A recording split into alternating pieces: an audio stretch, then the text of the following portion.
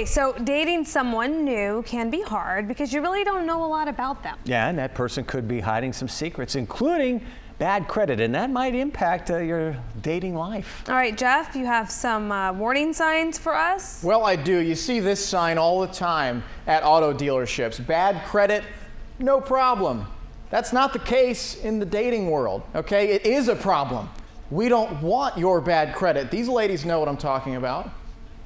I think what happens a lot of time, women, we fall in love first, and then we find out 10 months later that he has bad credit. And what happens is once you marry, his debt becomes your debt. Yeah, well, that goes both ways. This caught my attention because this website, blackenterprise.com, put together a list of signs that you're dating someone with bad credit, and I thought it'd be good to educate people on what to look for. Your partner's cell phone plan. Those with bad credit are often forced to sign up with providers that have lower standards because they make allowances for customers with poor credit. Prepaid services are often a sign of that. How about your partner living on the wrong side of the tracks? That's because nicer areas of housing are more strict about credit. How about your partner complaining about their car insurance rates? Well, that's because the majority of auto insurance companies use your credit score to determine your rates, so listen for that complaint. How about your date preferring cash to checks and that they don't really want to utilize their bank? So maybe they get their paycheck and they say, well, you know what, can you come with me to wherever so I can cash it? That might be a red flag because they may have a lot of overdraft fees and issues with the banks. They're trying to avoid the bank.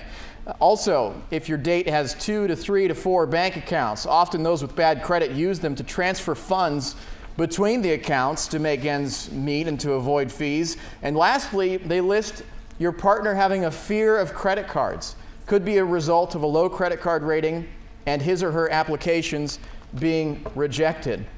Yes, that is video of me, but no, I don't have bad credit. And I take issue with the very last point there about fear of credit cards.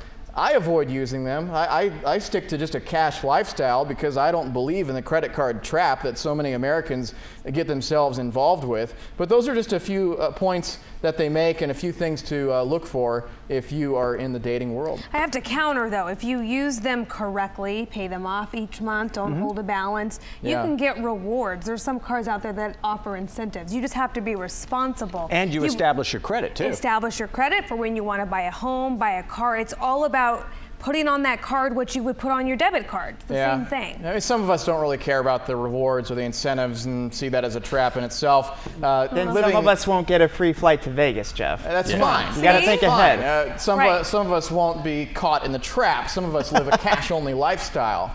Some of us only pay cash, and that's a good thing. Jeff, in your research, did you find one sex seemed to be more prone to credit problems than the other? Men.